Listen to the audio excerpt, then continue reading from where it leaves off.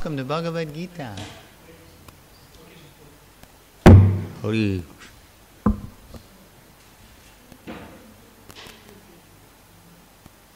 Okay, and there's Bhagavad Gita's right there, folks. Your own, your very own copy. Om Namo Bhagavate Vasudevaya.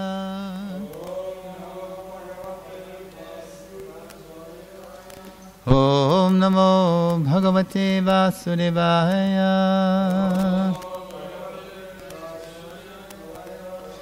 Om Namo Bhagavate Vasudevaya.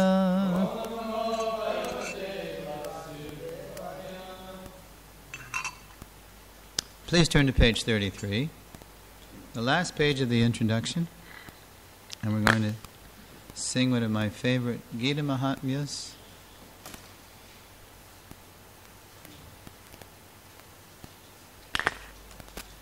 Jai. Small is beautiful. Okay. You see the Sanskrit prayer that's above. Sarvo Panishado Gavo. You got it? Prabhu, are you on page 33? 33. No, in the introduction. Okay. You got it? You see where it says Sarvo Panishado? You see? Okay. Again, from the top. Sarvo Panishado Gavo. Dugdha Gopala Nandanaha Partho Vatsak Sudhir Bhokta. Yes, all electronic devices and seat backs in the upright position, tray tables against the seats. Hang out of your japa bigs. We're going back to Godhead. Dugdhang Gitam Ritang Mahat. One more time. Sarvo Panishado Gavo. Dugdha Gopala Nandanaha. Partho Vatsat Sudhir Bhukta. Dugdhang Gitam Ritang Mahat. We'll say the English together. Here we go. This Gita Upanishad, Bhagavad Gita, the essence of all the Upanishads, is just like a cow. And Lord Krishna, who was famous as a cowherd boy, is milking this cow. Arjuna is just like a calf, and learned scholars and pure devotees are to drink the nectarian milk of Bhagavad Gita, the sixth Mahatmya. So, Bhakti Mark Prabhu tells me that we're up to chapter 10, the opulence of the Absolute. Text 30, so turn to 1030 in your edition. These chapters were named by Srila Bhaktivinoda Thakur. In Sanskrit, it's called Vibhuti Yoga. You'll recall in text 17, Arjuna said, "Please tell me of your opulences. I want to know tell me about in detail, how great you are." So Krishna says, "Yeah, I'll tell you a few things, but it's limitless, really. So I'll give you a sample." So basically we have 20 verses from roughly 20 to 40, 20 to 39. A sample of how we can see Krishna, be reminded of Krishna in his energies. This is very important. Otherwise, if we don't see Krishna in his energies, we'll simply see prey, P-R-E-Y, objects for our sense gratification. Prey is what a predator preys on. Not P-R-A-Y, P-R-E-Y in English. So let's go to text 30, and we're being reminded of Krishna in all these categories of vibhutis. And vibhuti is an interesting word. It means opulence, and it's a kind of incarnation. Yes. All right. Okay, we'll talk about vibhuti a little later. So text 30, everybody got it? We'll do a line for line. Prahlādaścasmi Daityanam Kala Kalayatamaham Mriganang cha mrigendrohang Vainateyascha pakshinam. We have limited time, so anybody want to try to chant? Prahlādascha Daitya Kala Kalayatamaham Mriganang cha mrigendrohang Vainateyascha pakshinam.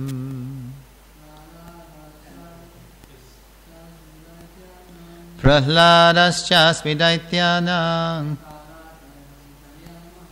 Kala Kalayatamaham Mriganang cha mrigendrohang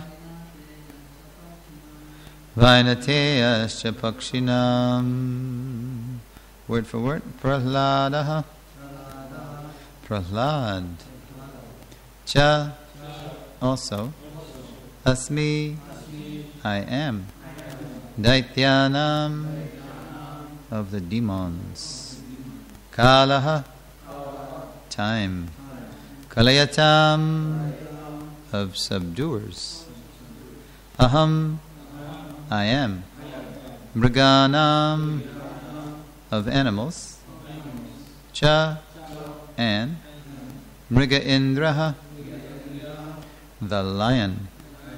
Aham. I am. Vainateyaha. Garuḍa. Cha. Also. Pakshinam. Of birds. Translation. Among the Daitya demons, I am the devoted, Prahlāda. Among subduers, I am time. Among beasts, I am the lion. And among birds, I am Garuḍa. Please repeat. Among the Daitya demons, I am the devoted Prahlāda. Among subduers, I am time. Among beasts, I am the lion. And among birds, I am Garuḍa. Srila Prabhupada's purport. Diti and Aditi are two sisters. The sons of Aditi are called Adityas, and the sons of Diti are called Daityas.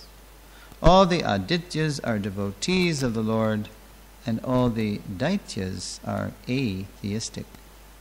Although Prahlāda was born in the family of the Daityas, he was a great devotee from his childhood. Because of his devotional service and godly nature, he is considered to be a representative of Krishna. There are many subduing principles, but time wears down all things in the material universe, and so represents Krishna.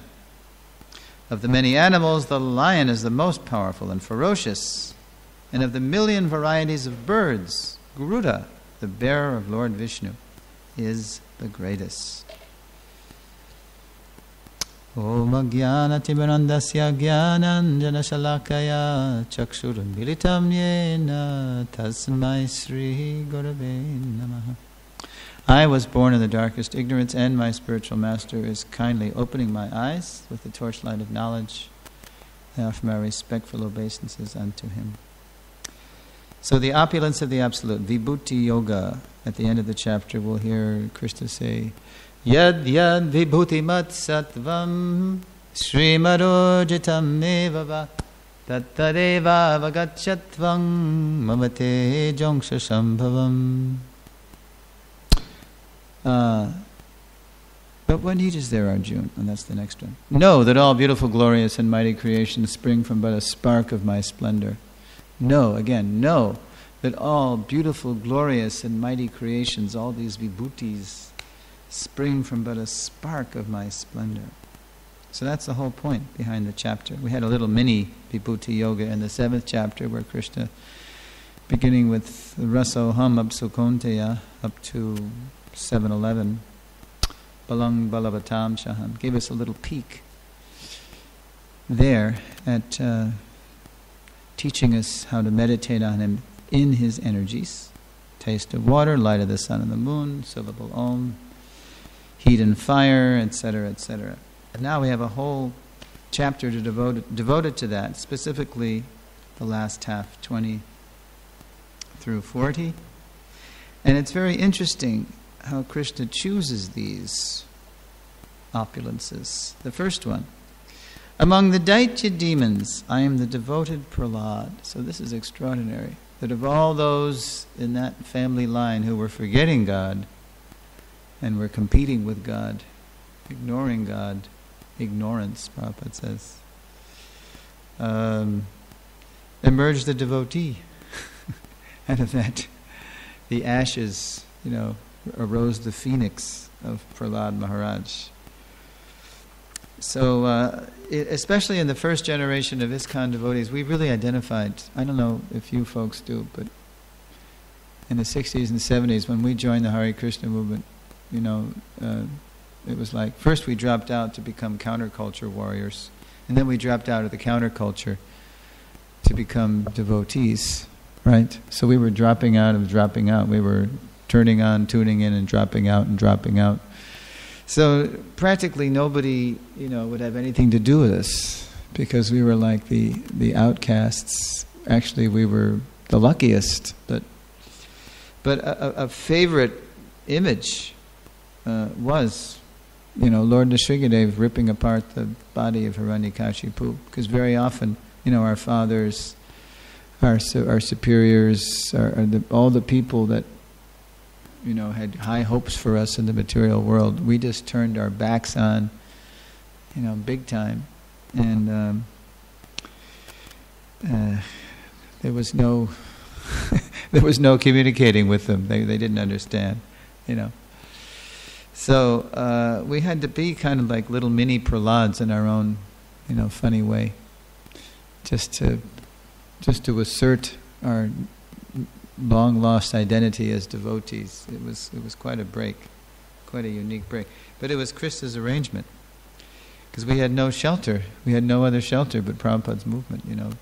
We had already dropped out, and then we got disappointed with that because it's material. Simply to negate the mundane. That's what we were doing. We're just negating passion and embracing ignorance, basically, with some tinges of goodness seeking. So, of all those people who forgot, in that line, Prahlāda emerged as a Mahajan. Svayambho Naradakshambho. Is it? Prahlāda, Kumara Kapilo Manu Prahlādo Janako Bhishmo Balir Vayasikir Vayam. This is Yamaraj. He's explaining to his Yamadutas, as they're completely confused and baffled of why these angelic Vishnu Dutas stole a Jamil from their clutches.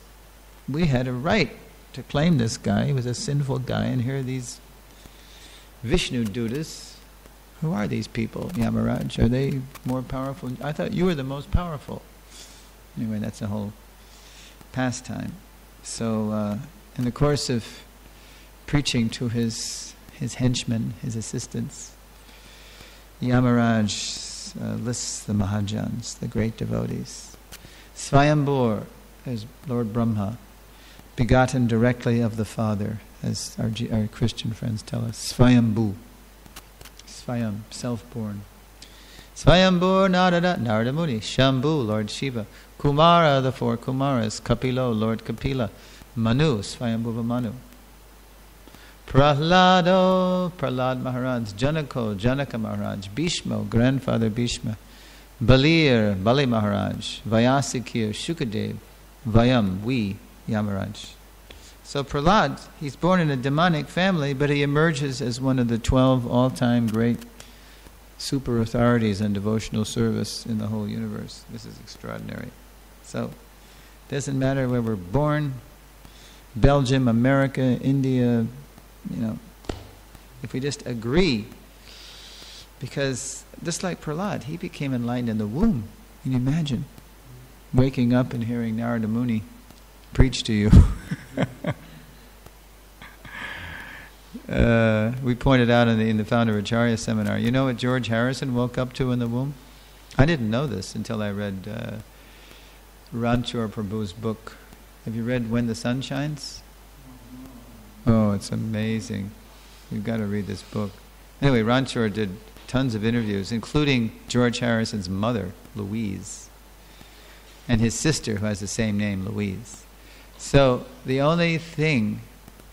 one of the only things that would calm Louise during her pregnancy with George in 1943, during the war, during the Blitz, during the blackout, as the Germans were bombing England. Somebody gave Louise a 78 long-playing vinyl album record of Indian ragas. Isn't that far out? Louise was listening to Indian ragas while George was in the womb. So that's what George woke up to hearing, Indian ragas. So talk about picking up from a previous life. And then, 23 years later, he meets Ravi Shankar and starts with the sitar again. Okay, so it doesn't matter our birth. We just have to agree to be twice born. And then Prabhupada spends the whole first paragraph talking about Prahlāda's ancestry and how he appeared in the demoniac side, but he was the devotee. He was the jewel amidst the mud. And then Prabhupada focuses on the second line, which is I want to focus on more. Okay. Yes. You can't hear me.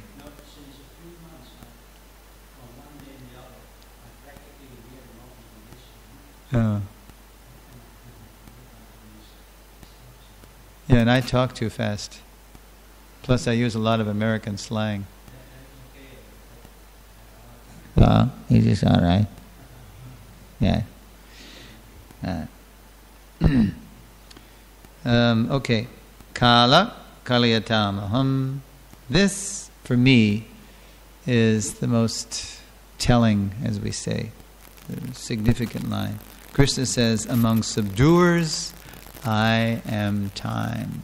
And Prabhupada has written, there are many subduing principles, but time wears down all things in the material universe, and so represents Krishna. What do the scientists talk about? They have a name, they put a label on everything. So what do the scientists label the principle? You know the label?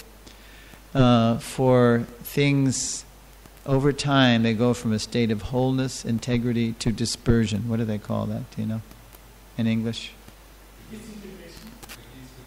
Yes.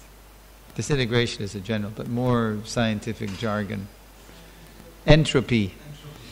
Entropy. And in the Gita, Prabhupada refers to this as an inferior natural sequence.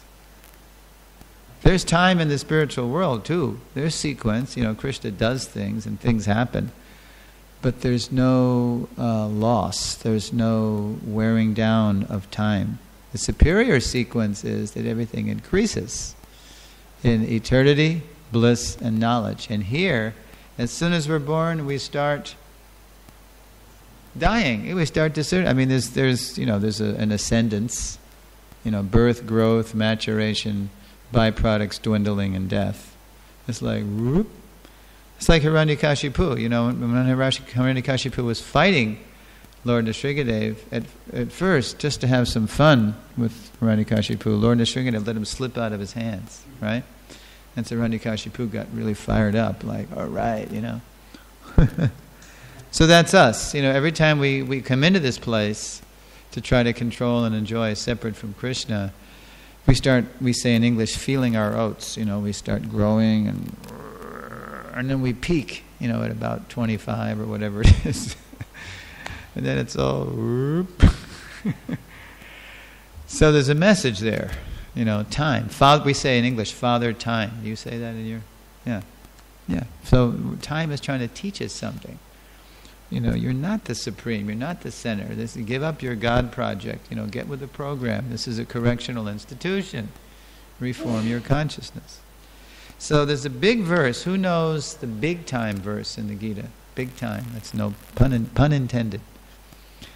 There's a big verse about time. Yes, yeah. And do you know this verse was quoted? Yes. by Mr. Oppenheimer when he saw the first atomic bomb. He quoted 2 verses, actually. No, actually he quoted, you know what verse he quoted? This is the verse, he thought of 2. He said this later. In 45, it went on, the test was, before they tested it on the Japanese. In 45 there was the test. In 65 they asked Oppenheimer about, just his reflections on that test. And then he reminded the press that he quoted a certain verse. And the verse was, Divisur, he didn't say the Sanskrit, but here's how Krishna says it, or Arjuna. Divisurya sahasrasya bhaved yugabaduttita yadi bhaksadrashi sasyad bhashastasya mahatmanaha. If hundreds and thousands of suns rose up at once into the sky, they might resemble the effulgence of that Supreme Person in His universal form. He quoted that. But he was also thinking of Kalosmi lokakshaya krit pravidho. Time I am, destroyer of the worlds. Time I am, destroyer of the worlds, and I have come to engage all people. But for you, the Pandavas, all the soldiers here on both sides will be slain. So Oppenheimer, he saw the flash of the atomic flash, and he thought of that Gita verse. But then he thought of the other one too, because he knew that this was, a real bad omen. This is the beginning of the end, as Prabhupada says in 16th chapter, 8-9 purport. When Krishna says that the demons invent horrible works meant to destroy the world, ugra karma, that Prabhupada says this presages, this foreshadows the coming of the atomic, nuclear weapons. So let's take a look at that. 1132, that's an echo. See, the Gita is a song, and like all good songs, there's echoes, and there's refrains, and there's, poetic points and counterpoints. And so 32 is kind of an expansion of this line, Kala Kalayatamaham. So, the Supreme Personality of Godhead said, Time I am the great destroyer of the worlds, and I have come here to destroy all people. With the exception of you, the Pandavas, all the soldiers here on both sides will be slain. So, let's see. Okay, although Arjuna knew that Krishna was his friend and the Supreme Personality of Godhead, he was puzzled by the various forms exhibited by Krishna. Therefore, he asked further about the actual mission of this devastating force. It is written in the Vedas that the Supreme Truth destroys everything, even the Brahmins. As stated in the Katha Upanishad, Sanskrit, and then Prabhupada writes, eventually all the Brahmanas, Kshatriyas, and everyone else are devoured like a meal by the Supreme. Isn't it? I mean, you read this, I talk about hellfire and brimstone, or why do bad things happen to good people. This, you ain't seen nothing yet till you look at the tongue of Vishnu, swallowing all the soldiers on the battlefield. Except for a few Pandavas, everyone who was present on that battlefield will be devoured by him. Arjuna was not in favor of the fight, and he thought it was better not to fight. Then there would be no frustration. In reply, the Lord is saying that even if he did not fight, every one of them would be destroyed. For that was his plan. If Arjuna stopped fighting, they would die in another way. Death could not be checked, even if he did not fight. In fact, they were already dead. Time is destruction, and all manifestations are to be vanquished by the desire of the Supreme Lord. That is the law of nature. Is that a sadistic God? No, that's called tough love. That's a tough teacher. Try as we might to be the supreme enjoyers, again and again, we are reminded, you're not the supreme. Now start doing good time in this prison and learn your lessons. So that's called an inferior natural sequence. The superior natural sequence is that Krishna, he does things in his Leela, and they just increase in the pleasure that he derives from them, and that we derive from them when we participate. For example, here, we kind of, in a sense, disappoint our parents by growing up and not being cute little people anymore, and then we become rebellious adolescents. The American writer Mark Twain said, when I was 14, I couldn't stand my old man. He just embarrassed the hell out of me.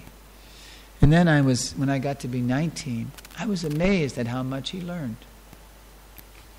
Didn't get it? Okay. Between 14 and 19, he learned that actually his father knew something. When he was 14, he thought the old man was just a dunce, just a dolt. And then by the time he got to be 19, Mark Twain realized, actually, he knows a lot. So even if we don't accept any authority, I don't believe in God, we all have to bow down to death. Everybody bows down. And people think, what are you doing bowing down? And guess what? We're practicing. This is the ultimate asana. Right? Bowing down. Bow down, mister. What was that haiku I wrote when I first saw Prabhupada? Golden swan gliding, almighty humility. Bow, wow, bow down now. That's what we all did, because you didn't see in one person humility and power. That's what you saw in our founder Acharya. Absolute power and absolute humility. You don't see that in the material world. If somebody's powerful, they're not humble. And if somebody's humble, they're not powerful. It's a dual world. But in Prabhupada, in the pure devotee, you saw somebody who was absolutely surrendered, humbly surrendered. Therefore, Krishna, the all-powerful, was pleased to invest all of his Shakti into Prabhupada so we could start fulfilling the prediction of Chaitanya Mahaprabhu. Okay, so that's an inferior natural sequence when we disappoint our parents by growing up and not being cute anymore and being rebellious. And of course, doing what we want to do and not fulfilling their plans. At least that's how we do it in the West. Maybe it's different in India, I don't know, but that's what we do. But in Golok, Krishna never disappoints Mother Jashoda. You can have Krishna eternally as your baby, or as, and simultaneously have Krishna as, whatever you want. In Pauganda, we can't conceive of this. How Krishna can be everything all at once. The mind can't compute it. But that's Krishna. Goloka eva devasat yakilatma bhuto. Brahma Samhita, Lord Brahma says, Krishna, you're in Golok, and you're also in my heart, and you're also here and there and everywhere, in every atom. This is inconceivable. Okay. So, let's look at the last. Yeah. Of the many animals, the lion is the most powerful and ferocious. So, yes, the lion there's a certain majesty. There's a certain royalty about the lion. Once Srila Prabhupada was on a morning walk with the devotees. They're walking by a zoo. I forget where it was. I think I'm not sure if it was in America or where, or Europe or India.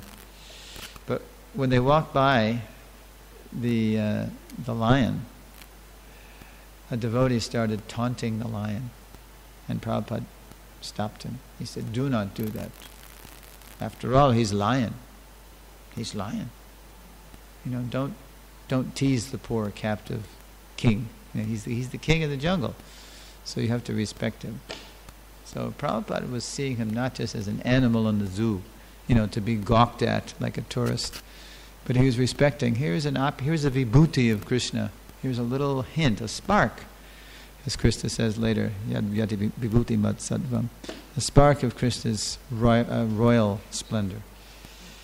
And that's what we are looking at. We're looking at Krishna through his energies, just reminding us, just little hints, and it's supposed to inspire us. That if we think this is amazing, well, what about the person who created it all? Krishna is everything. Anybody want to make a comment or have a question before we go on to the next verse? And among birds, I am Garuḍa. Okay. Oh, yeah.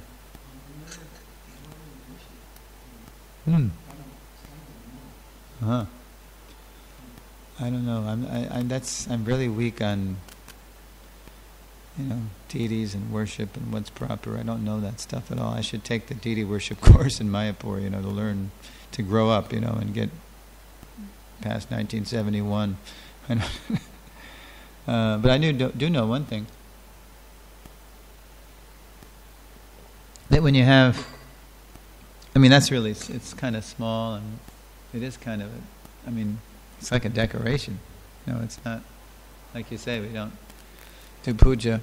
So the deity worship minister, the Sringa Kavacha Prabhu from Australia, has he been here? He would like to. Oh, okay.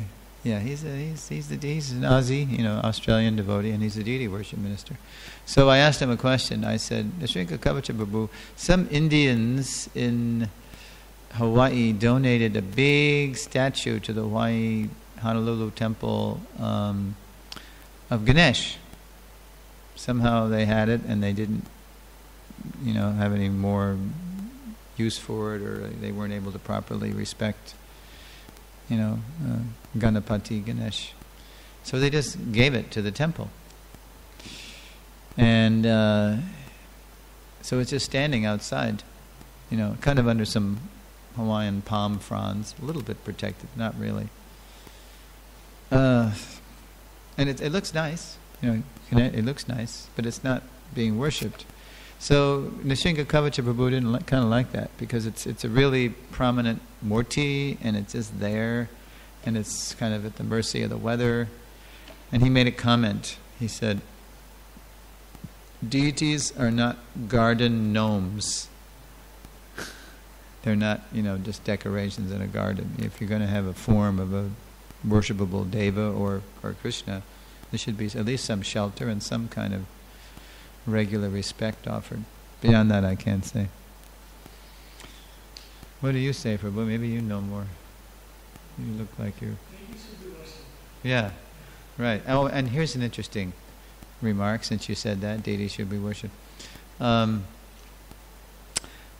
god sister Vishaka Mataji, who is the wife of Yadabar Prabhu, the mother of our Hari Priya, who was here not long ago, right? Yeah. She told me, she once asked Srila Prabhupada, when is a deity a deity? Yeah, that's formally. But Prabhupada gave a more informal answer. He said, whenever the worship is regular. And that made sense, because in the Gita, Krishna says, Yayata mang prapadyante. As you surrender unto me, I reward you accordingly. So once we start treating Krishna as our Lord and Master, then he starts revealing himself in so many ways. So similarly with the murti, once there's regular worship, then Krishna is pleased to manifest himself, through that form. Okay, so in a couple of minutes they're going to come in here and start doing bhajans, yeah? All right, so I guess we shouldn't start another verse. But tune in tomorrow for text 31, when we'll be looking at Krishna as the wind, as the wielder of weapons, of the shark, like Jaws.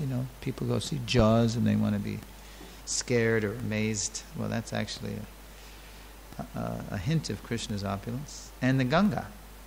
We can talk about the glories of the Ganga. Even though it's only a 2-line purport, there's a lot in there, actually. Okay, that's our Gita soundbite for the evening. Sweet Govinda dreams, Gopal dreams. Prabhu, you have a question? No? Okay. Jai, all glories to the cowherd boy, Sri Krishna, Hare Krishna. Garuḍa Bhakta Vrinda ki jai.